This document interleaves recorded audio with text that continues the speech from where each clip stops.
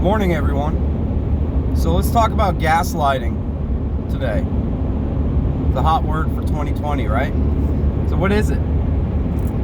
Well, gaslighting is basically somebody using your naivete or your goodwill to distort your reality, right? You walk out to a nice pasture of green grass and somebody says that grass is black, and you're going, no it's not, it's green. So they keep telling you that grass is black until you start questioning yourself. Oh, maybe that grass is black. Maybe I don't know what I'm talking about. Maybe I don't know my own thoughts. So, the media has done an incredible job of using this tactic. It's a Marxist tactic. They've used it with COVID. They're using it with the election. So you can't your own thoughts don't matter to you anymore. It's whatever the television says, whatever the politicians say. With COVID, it started with everybody's gonna be dropping dead in the streets, and you going about your business, and you don't see anybody dropping dead.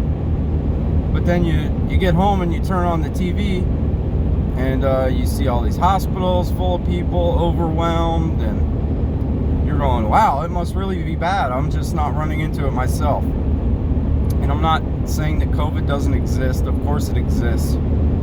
But by no means should it be something where we shut our entire country down and starve people and put them out of work, tell them they can't go to church. They gaslit you into changing your entire life into stuff that wasn't beneficial for you. So they're doing it now with the election, of course.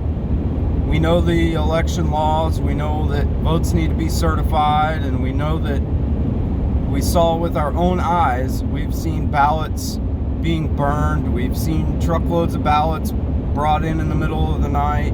We've seen video in Michigan of the ballot count center putting poster board up on the windows so people couldn't watch. We've seen all of this. But the media tells you, no, that's not happening. No, everything's legit. This is the safest election we've ever had. So on and so forth.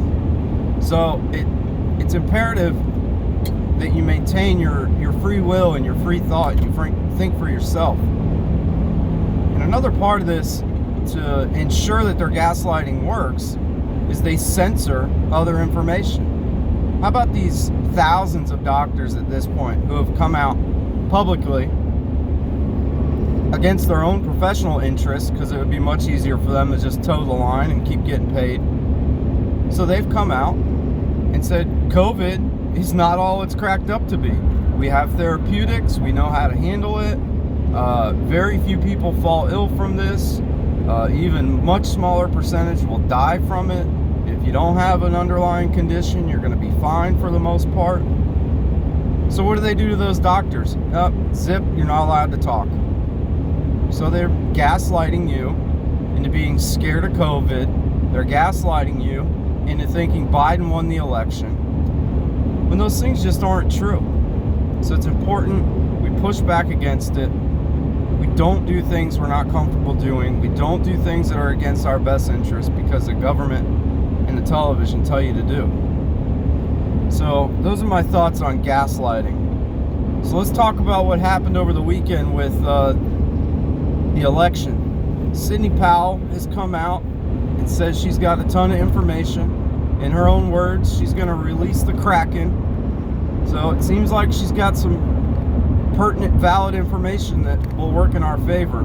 We really need to keep an eye on two places right now. Pennsylvania, where I honestly believe if we can get up to the Supreme Court and show that Pennsylvania did not go through the legislature to come up with their election rules, we can get a lot of votes thrown out. And we need to keep an eye on this runoff Senate race in Georgia. The Dems are doing everything they can to go down there and cheat again.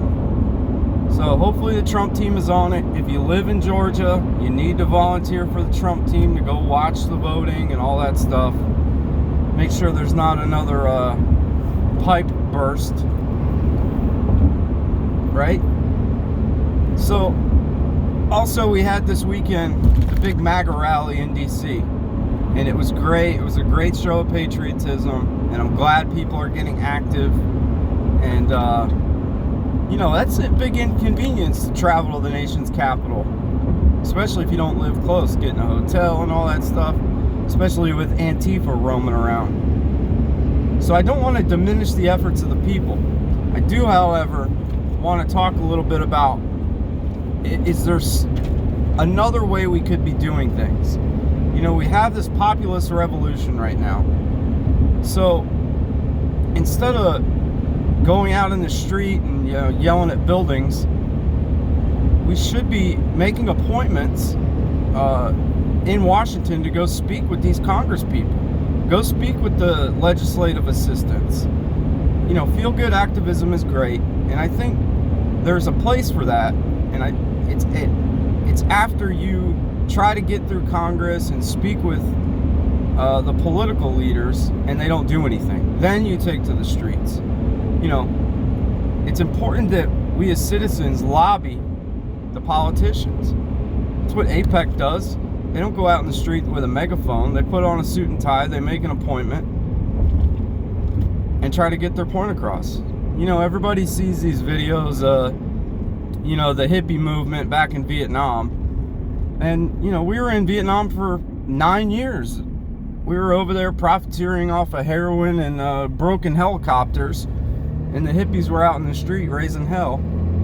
And they didn't get much done. So the feel-good activism is great. We should be out in the streets flying our flags. We should be having rallies and car parades and boat parades. It's good. It energizes the president.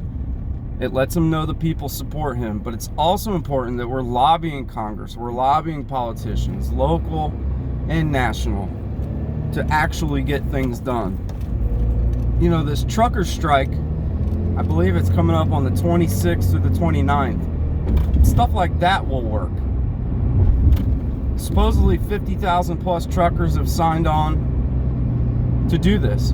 You know, Teamster style. Just, if you're a truck driver, you're just not driving for 3 days. Stuff like that can work. But it's important that everybody knows why you're doing it. You know, it can't just be, well, we love Trump, so we're not driving. It has to be a targeted, specific agenda that you're getting in front of Congress. You come up with some leadership in your trucker, 50,000 trucker organization, and you get into Congress and say, we're not driving until we see this, this, and this. So we need to lobby.